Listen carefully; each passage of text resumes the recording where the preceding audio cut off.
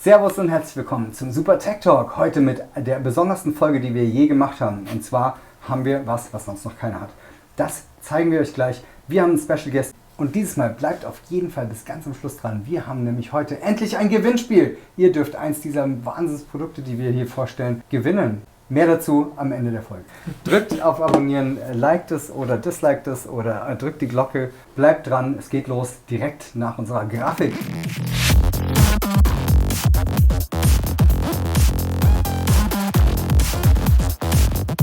Immer wieder schön unsere Opener und jetzt sind sie alle hier. Flo, zum ersten Mal bei mir auf der Couch, bei uns auf der Couch. Ja, der Monitor ist einfach mal weiter am Rand ohne dich. Und hier in der Mitte Ruben von Western Digital, SanDisk, G-Tech, alles zusammen. Dazu sagst du gleich noch ein bisschen was du genau machst. Kann ich gerne machen. Und wir haben hier heute gerade frisch rausgekommen die ARMORLOC Festplatte. Was es damit auf sich hat und wofür man die überhaupt braucht und warum die Welt besser machen wird. Darüber sprechen wir jetzt. Flo, wie immer, sag doch mal was. Ich sag mal was. Also, heute, ich bin schon ganz aufgeregt, der große Premierentag. Wir haben heute ein Wahnsinnsprodukt und es geht heute um Datensicherheit. Das ist ja ein Riesenthema. Das Produkt soll allen helfen, die mit Datensicherheit arbeiten, auf den Drehs, wenn wir geheime Werbedrehs haben. Wie kommen die Daten vom Dreh zum Kunden? Und das wird heute das Hauptthema werden. Und es wird ja gerade sicherlich sehr viel gedreht in der Welt, was noch keiner weiß und was auch keiner wissen darf, was irgendwann erst released wird. Und das wird auf Festplatten gespeichert. Wenn irgendjemand, und da gibt es in der Vergangenheit schon einige Beispiele, seine Finger an so eine Festplatte bekommt und Material geleakt wird, dann ist es mit das Schlimmste, was in der Produktion passieren kann. Jetzt würden wir doch mal anfangen, du hast noch gar nichts gesagt, wir quatschen hier einfach rum. So wie man es kennt halt. Was machst du und warum bist du heute hier? Also was ich mache, ich bin bei Western Digital verantwortlich für das Produktmarketing in der EMEA-Region, kümmere mich also um alle Produkte und alle Brands, die wir bei Western Digital so haben. Das sind SanDisk, G-Technology, WD eben auch und diverse andere. Und ja, warum bin ich heute hier? Weil ich gerne mal vorbeikommen wollte natürlich, aber weil ich auch ein bisschen über unsere neue Security-Plattform und unsere ARMORLOC-Technologie sprechen möchte. Vor allem, weil wir ja den Tech Talk in Richtung Filmproduktion führen hier. Also wir reden ja meistens oder ausschließlich über technische Dinge am Set und danach in der Postproduktion. Und da hat man, sage ich jetzt mal, das ist nicht übertrieben, schon so ein bisschen auf sowas gewartet, dass man sagt, man hat vielleicht die Möglichkeit, eine Festplatte mit Daten drauf ganz normal zu behandeln, wie jede andere Platte auch, ohne die Gefahr, dass was passiert. Was ist denn die ARMORLOC oder was ist denn das Besondere an der Festplatte, um da mal jetzt ein bisschen drauf einzugehen? Ja, das Besondere ist eigentlich vielleicht weniger das Produkt als tatsächlich die Plattform. Also die Plattform heißt ARMORLOC, ist eine neue Security-Plattform, die eben es zum Ziel hat, das zum einen die Daten super sicher zu machen, zum anderen das Ganze aber auch so einfach zu machen, dass es nicht nervt, weil ihr kennt das am besten, wenn man am Set ist, wenn man da arbeitet, dann ist es teilweise hektisch und da hat niemand Lust, sich irgendwie vielleicht viele Passwörter zu merken oder etwas händisch einzugeben. Das sind alles Dinge, die macht man nicht wirklich, weil einfach die Zeit vielleicht nicht da ist oder weil es zu hektisch ist. Ja, oder wenn du sagst, viele Passwörter im Set, ich habe so schon zu viele Passwörter. Ganz genau, ja. Und wenn ich jetzt noch für die Festplatte brauche, was auch nicht vielleicht einfach nur Holger rückwärts 234 ist, sondern solange ich kein Passwort eingeben muss, ist es ja schon mal Quantensprung. Das Wichtigste ist, dass es einfach ist, wie du sagst. Genau, und das ist, wenn man mal so schaut, was passiert, du hast Leaks angesprochen, es gibt ja verschiedene Leaks, die mehr oder weniger durch die Presse gegangen sind, sei es neue Episoden von Game of Thrones oder Werbespots, wo Produkte dann auf einmal aufgetaucht sind, die noch keiner sehen sollte. Das ist ein Riesenthema und es wurde natürlich sehr, sehr viel gemacht in der Vergangenheit schon, Sachen netzseitig oder in der Cloud oder in der Infrastruktur irgendwie abzusichern. Wo relativ wenig entwickelt wurde in den letzten Jahren, ist tatsächlich auf dem Gerät an sich, auf dem Datenträger an sich. Und das ist die schwächste Stelle der Kette sozusagen. Wenn die Daten da schon irgendwo nicht sicher sind oder es zu kompliziert ist oder zu langsam ist oder sie verloren gehen, dann kann man sich die ganzen anderen Sachen eigentlich schon fast sparen. Es ist also quasi nicht nur ein geschützter Ordner, sondern eine ganz neue Art, die Daten zu schützen eigentlich. Das wäre jetzt eben genau die Frage, weil ich denke mal, eine Passworttechnologie gibt es ja schon länger. Oder genau. Kannst du da vielleicht mal ein bisschen für die Technik-Nerds, aber trotzdem vereinfacht erklären. Ist es sicherer oder ist es einfach nur schneller, was jetzt nicht nur heißt wenig, sondern das hat, wie du schon gesagt hast, sehr, sehr viel Vorteile, wenn es schnell ist. Was habt ihr da entwickelt? Naja, wir nennen es ja vollmundig revolutionäre Sicherheitstechnologie. Was wir damit meinen ist, zum einen ist die Hardware super sicher. Also wir haben eine 256-Bit AES Hardwareverschlüsselung. Das heißt, das Ganze ist natürlich sehr sicher, ist aber auch in dem Moment, wo es entschlüsselt ist, sehr, sehr schnell. Da komme ich später nochmal drauf. Was das Ganze revolutionär in dem Sinne macht, ist, dass wir etwas Bestehendes genommen haben, das weiterentwickelt haben. Also wir haben zum Beispiel uns gegen Seitenkanalangriffe super stark abgesichert. Wir haben praktisch den ganzen Prozess der Autorisierung, wer darf darauf zugreifen, haben wir sehr sicher gemacht. Aber das Wichtigste ist eigentlich die Benutzerfreundlichkeit oder die Einfachheit, wie das Ganze zu bedienen ist. Letztendlich funktioniert die komplette Verschlüsselung bzw. Entschlüsselung, wenn ich darauf zugreifen will, über mein Smartphone. Also das heißt, es kommt immer eine App ins Spiel und diese App macht es einfach sehr, sehr leicht zu entschlüsseln und dann eben damit auch sehr, sehr schnell auf meine Daten zuzugreifen. Und ich muss mir keine Passwörter merken. Das ist also ist wie so ein digitaler Fingerabdruck, den du austauschst, oder? Genau, Fingerabdruck ist ein gutes Stichwort, weil das Ganze, wer sein iPhone benutzen kann, der kann auch Armor-Lock bedienen. Also es wird Face ID oder Touch ID eben benutzt und ich brauche mir keine Passwörter mehr merken. Also in dem Moment, wo ich praktisch mein Smartphone, mein iPhone entschlüssele mit Face ID oder Touch ID, auf meine App klicke, habe ich die Armor-Lock eben schon entschlüsselt. Heißt das jetzt mal, wenn ich beim Handy kein Face ID oder Touch ID eingestellt habe und die App installiert habe, wie komme ich dann? Dann würde es über den Code gehen, ja. Okay, also das würde dann das immer würde noch auch, greifen, klar, oder sagt, natürlich. hey, du hast keine Sperre im Handy, Ja, könnt jetzt jeder klar. darauf zugreifen, dann fragt den Coder. Ja, genau. Das würde eben auch gehen. Ich würde es jetzt gerne mal in die Hand nehmen und ausprobieren. Vor allem, Ja. wenn du sagst, es ist so einfach zu bedienen, würde ich das mal vormachen, oder? Ja, können wir gleich machen. Also vielleicht noch Sollten wir mal testen. Vielleicht noch eine Sache zu dem einfach bedienen. Was auch revolutionär ist daran, ist, wie einfach das Pairing funktioniert. Also wenn ich tatsächlich die Armor-Lock einrichte erstmalig. Ich nehme die Armor-Lock im Prinzip aus der Verpackung und habe dieselbe User Experience, wenn man so will, wie bei Apple AirPods. Jeder, der die schon mal benutzt hat, weiß, das ist super einfach. Ich nehme sie aus der Packung raus, halte sie neben mein iPhone, mache das Kläppchen auf, es wird automatisch gesehen, ich drücke einmal auf Bestätigen und das Ganze ist gepairt. Genauso einfach funktioniert das Pairing bei der Armor-Lock im Prinzip auch. Ich stöpsel sie an das Notebook zum Beispiel an oder an iPad mit Type-C-Anschluss. Ich mache meine App auf, gehe auf Koppeln und das war's. Das muss ich nur einmalig machen und das funktioniert sehr, sehr schnell. Kann ich nur bestätigen. Wir haben das schon vorher ausprobiert. Du hast es ausprobiert. Ja, ich habe es getestet. Das hat keine 5 Minuten gedauert. Also wir haben 2 jetzt Minuten hier und es lief. Wir haben jetzt hier ein Modell mit 2 Terabyte. Ne? Ja. Datendurchsatz bis 1000 Megabyte pro Sekunde, habe ich gesehen. Genau, also wenn wir auf die Hardware vielleicht nochmal kurz eingehen. Es ist eine NVMe SSD, also das heißt neueste Technologie, sehr schnell eben auch. Und wir erreichen damit Datenübertragungsgeschwindigkeiten von um die 1000 MB pro Sekunde. Das aber nicht nur beim Lesen, sondern auch beim Schreiben. Und das ist natürlich gerade wichtig, wenn ich viel mit größeren Files, 4K sage ich jetzt schon gar nicht mehr, aber wenn ich wirklich Richtung ProRes gehe oder 8K-Geschichten mache und wirklich große Files habe, dann ist es halt wichtig, weil, ja, ihr wisst selber, der DIT kostet auch Geld und wenn der stundenlang nur am Files kopieren ist, dann hat auch keiner Spaß. Nee, absolut. Das haben wir schon öfters angesprochen, dass Zeit am Set einfach das ist, was am meisten Geld kostet. Genau. Leute, die da stehen und bezahlt werden, Klar. kann man hiermit ein bisschen, so wie mit den bisherigen Produkten, glaube ich, auch reduzieren und damit auch Kosten sparen. Ne? Ja. Und wenn es jetzt noch super sicher ist, also ich bin 2 in 1. Eine geile Platte, eine schnelle und eine sichere Platte. Ich bin fehlt nur noch die Schokolade. sehr begeistert. Die können wir dann vielleicht als Verpackung noch drumherum machen. Auch spannend, ich bin ja immer so ein bisschen sehr angetan von schönem Design. Also ich finde es cool, dass man jetzt mal auf Gelb geht hier. Das erste G-Tech-Produkt, was nicht blau gehalten ist, wenn ich richtig davon ausgehe. Auch die Verpackung, ne? Hier alles schön in Gelb. Ja, und wir werden jetzt gleich mal sehen. Es hat auch gelbes Licht. Und was macht das? Gelb ist so ein Leuchtet bisschen, gelb. genau, gelb ist so ein bisschen die Farbe für die Armor-Lock-Technologie Okay. und das Design hast du gerade schon angesprochen. Das geht natürlich in dieselbe Richtung wie bestehende G-Tech-Produkte, hat auch wieder schön das, was hier gelb durchleuchtet, sieht nicht nur schön aus, sondern hat eben auch eine Funktion, ist ein Aluminiumkern.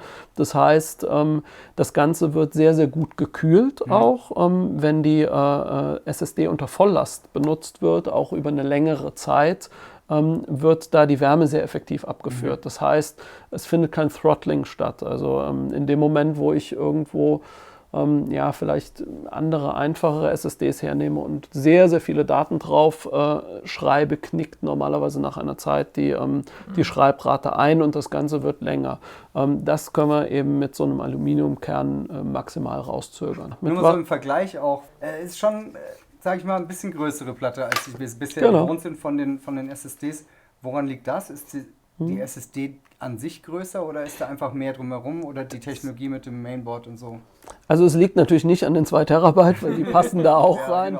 genau. Aber wenn man die Armor Lock anschaut, dann ist da natürlich doch deutlich mehr an Technologie drin. Also wir haben natürlich irgendwo die ganzen Security- und Hardware-Verschlüsselungssachen. Wir haben LEDs hier oben, die eben den Zustand gelockt oder unlocked darstellen. Wir haben natürlich dadurch, dass das Ganze drahtlos mit dem Smartphone funktioniert, muss dann natürlich auch irgendwo die Bluetooth-Hardware drin untergebracht sein. Das braucht natürlich alles Platz. Zu guter Letzt ist es aber auch ein Formfaktor, der sehr, sehr gut funktioniert. Also gerade unserer Erfahrung nach dem, was wir hören, aber da habt ihr sicherlich auch eine Meinung zu, ist es am Set nicht unbedingt immer von Vorteil, wenn es möglichst klein ist. Also das haben wir als eine sehr, sehr gute Größe angesehen. Ja, nee, das ist ja ein guter Punkt mit am Set und der Größe. Man verliert sowas schnell, wenn es zu klein ist. Da habt ihr auch noch was mit eingebaut. Ja, genau. Das ist noch was relativ Interessantes für dich. Genau, das ist ein sehr guter Punkt, Flo. In der App kann man das sehr schön sehen, können wir uns gleich mal anschauen. Es gibt eine Funktion, ein GPS-Tagging praktisch. Dadurch, dass das Ganze immer über App und Smartphone funktioniert, habe ich GPS-Funktionalität. Das heißt, ich kann in der App immer sehen, wo wurde diese Armor Lock SSD das letzte Mal benutzt. Das heißt, wenn ich sie irgendwo verlegt habe oder so, kann ich in der App schauen, okay, kriegt dann schön auf der Karte angezeigt, wo wurde sie das letzte Mal benutzt. Dann schauen wir uns doch mal an, wie das Ganze geht. Genau, vielleicht noch Gerne. kurz vorher die sonstigen Features, weil ich sehe jetzt, ne, die ist ja schon ein bisschen auch robust gebaut. Spritzwasser geschützt, denke ich. Genau. Wie viel Druck, also kann sie runterfallen, durch den Matsch geschliffen werden, unter Wasser eingesetzt werden? Was sind da so ein bisschen die Limits? Sie führt im Prinzip dieses Rugged Design, das wir bei den Armor-Produkten oder bei einigen G-Tech-Produkten jetzt haben, weiter, greift das auch auf und hat eben auch diese ganzen schönen Sachen. Sie ist IP67 zertifiziert, das heißt also Spritzwasser geschützt, stoßsicher, also kann aus einer Höhe von bis zu 3 Meter runterfallen. Da wird nichts passieren, weil natürlich SSD, keine beweglichen Teile drin, ganz klar. Druck unempfindlich ist er auch, 450 Kilo Druck hält sie also ohne Probleme aus. Also das heißt, wir könnten uns alle 3 da draufstellen und nichts passiert. Oder auch mal mit einem Reifen von einem Auto drüber fahren. Oder auch das sollten wir vielleicht jetzt nicht mutwillig machen, aber es ist nicht so, als ob wir das noch nie gemacht hätten und bisher hat das immer gut funktiert. Ich würde sagen, da steht doch noch eine neue Folge Tech Talk an. Unbedingt. Outdoor Tech Talk. Wir testen das. Tech Talk Extreme, ja. Nee, gerne. Okay, jetzt super gerne, um weiterzumachen mit der Funktionalität. Einfach mal sehen, wie geht's, wie schließe ich die an, wie entschlüssel ich die, wie verschlüssel ich die, wie pair ich die. Ich sehe schon, wenn ich sie einfach anschließe, dann leuchtet sie gelb. Genau. Und zwar unter dem verschlüsselt. Genau, das Ich kann damit jetzt nichts machen. Ne? Ich kann da, die schließe ich an und ich sehe die nicht, die taucht nicht auf. Gar nichts im Prinzip. Also du siehst natürlich, dass sie an einem gelben Licht, das halt Strom hat und verbunden ist. Das ist natürlich auch wichtig. Aber soweit kannst du jetzt nichts damit machen. Was du jetzt machen müsstest, ist eben auf die App gehen und sie entsperren. Wir fügen jetzt hier mal eine Platte hinzu und entsperren sie und schauen, ob das so easy geht. So machen wir das. Also im Prinzip nehme ich die Armor Lock. Hier hinten habe ich einen QR-Code. Ich hoffe, das sieht man. Und was ich dann mache, ist, ich mache im Prinzip meine App auf, gehe also auf die Armor Lock App, habe dann Festplatte hinzufügen, Das ist sehr einfach gemacht, also auch mit großen Icons. Dann gehe ich auf das Plus, dann fragt es mich tatsächlich hier Festplatte hinzufügen. Ich gehe hier auf meinen QR-Code, den scanne ich jetzt. So, da hat es schon gefunden. Dann sagt er, wird verbunden. Das kann jetzt nicht, da haben wir sie auch schon. Sehr schön. Jetzt kann ich eben hier eine Zugriffsanfrage machen. Ich kann Schlüssel verwenden, löschen und neu einrichten. Zugriffsanfrage, das fragt nämlich jetzt, weil du die Platte vorher gemanagt hast. Da müsste ich jetzt praktisch Zugriffsrechte von dir erfragen. Kann ich jetzt quasi freigeben? Genau, oder ich kann einfach auf Löschen und neu einrichten gehen entsprechend. Da kann ich hier... Das ist ja auch ein guter Punkt hier, die Farben, ne? Genau, ich kann meine Platten taggen, ich kann die farbkodieren, was natürlich sehr, sehr praktisch ist, wenn ich im Team arbeite, wenn ich mit mehreren Benutzern arbeite, aber auch mit mehreren Platten arbeite, weil gerade wenn die Produktion etwas größer ist, dann habe ich vielleicht verschiedene Kameras, möchte die vielleicht sortieren mit verschiedenen Armor-Logs und die kann ich dann farblich kodieren. Ich habe ein sehr, sehr einfaches User-Management, also ich kann auch ganze Gruppen freigeben und dieses Freigeben funktioniert sehr, sehr einfach. Das ist komplett in das iOS in dem Fall eingebunden, also ich kann iMessage benutzen, ich kann aber auch einfach das Copy and Paste machen, ich kann eine E-Mail schicken zur Autorisierung, also das ist, da muss ich mich nicht irgendwie umgewöhnen, das kann ich eigentlich mit den fest im iOS verankerten Tools machen, die ich auch sonst benutze. Zwei Das ist ein Fragen. guter Punkt, ja. Einmal, wenn jetzt jemand auch die Armor-Log-App hat und den QR-Code scannt, was taucht dann bei dem auf? Der kann damit nichts, der kann die Festplatte connecten, aber der kann nicht drauf zugreifen, bis er eine Freigabe bekommt, oder? Genau, also das ist in dem Moment. Kann jeder hingehen mit dem QR-Code und sie sehen. Also Genau, aber du kannst eben nichts damit machen. Also das macht das Ganze auch so schön sicher und das gibt dir auch die Möglichkeit, dass wenn du zum Beispiel jetzt deine Daten da drauf hast, aber wir sind jetzt hier in München, jemand in Berlin soll da was bearbeiten oder soll die Daten kriegen, kannst du dir im Prinzip einfach in einen Umschlag tun, darüber schicken und wenn sie unterwegs verloren geht, gestohlen wird oder was auch immer, dann wird niemand auf die Daten zugreifen können, bis du ihn eben von hier in deine App autorisiert hast. Also wenn man sich an die Regeln hält, wie man mit sicheren Daten umgeht, ist die Festplatte auf jeden Fall die erste, die ich kenne, die man einfach so wie du gesagt hast, ein Paket packen kann und wohin schicken kann.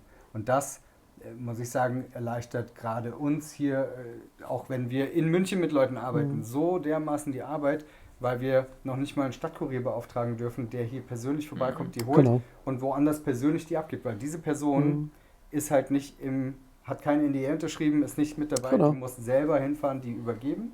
Ist Berlin auch relativ zeitintensiv dann. Absolut.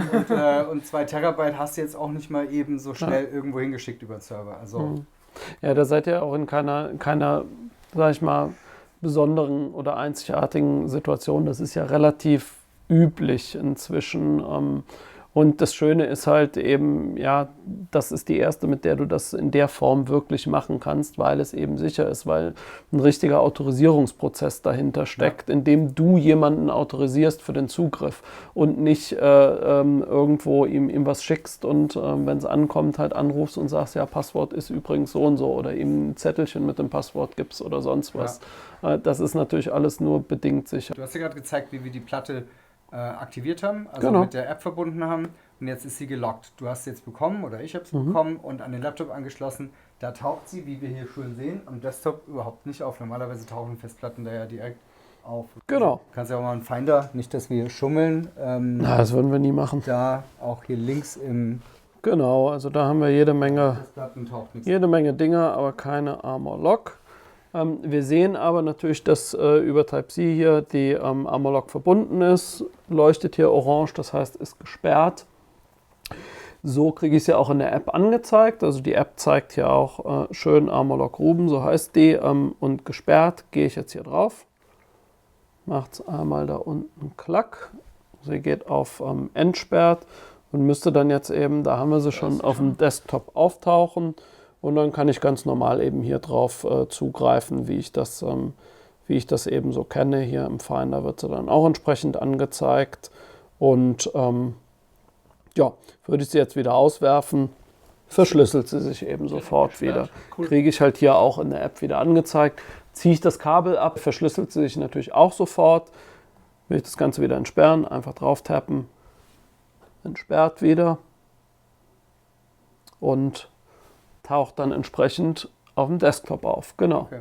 Und jetzt kannst du sie irgendwo hinschicken und über die App den Code von der Festplatte jemandem schicken, der in seiner App dann Genau, im ich kann Prinzip auch jemanden, nur auf den Schlüssel drückt. genau, ich kann jemanden autorisieren. Wenn der die Armor-Log bekommt, macht er seine App auf, scannt den QR-Code auf der Armor-Log und die App erkennt dann im Prinzip, okay, wurde autorisiert und ja, dann kann er darauf zugreifen. Die Autorisierung erfolgt automatisch oder muss er mit dem Code, den er bekommt oder Link, den er bekommt, noch was machen? Nein, muss er nichts machen. Er ist autorisiert, also er muss nicht irgendeinen Code eingeben oder sonst was.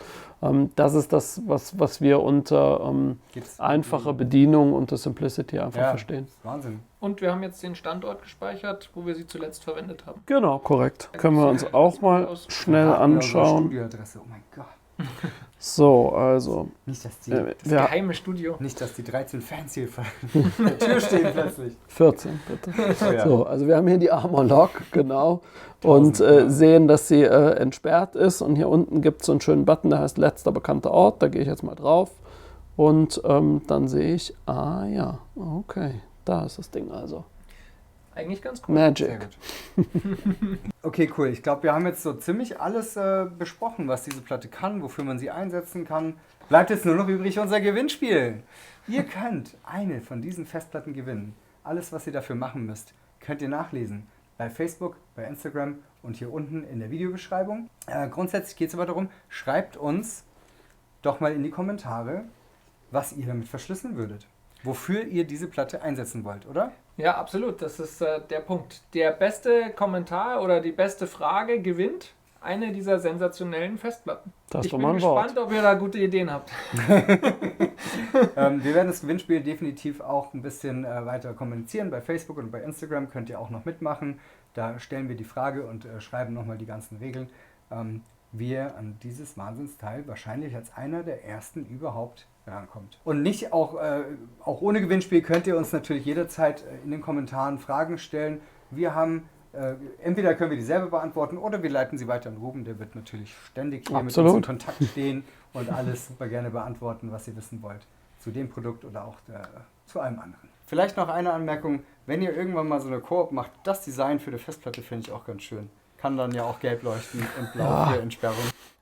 Ich weiß nicht, wie viel man dafür an Lizenzrecht zahlt, aber schauen wir mal. eine Festplatte und nicht nur eine Powerbank. Vielen Dank, Ruben, dass du da warst. Sehr gerne. Super spannende Hat Folge. mir Spaß gemacht. Wir werden die Produkte jetzt noch ein bisschen testen. Super. Und ein bisschen drüber fahren, runterschmeißen ins Aquarium. Danke, Ruben, Super. dass du da warst. Danke, Ruben. Sehr gerne, hat mich gefreut. Mal wieder gerne.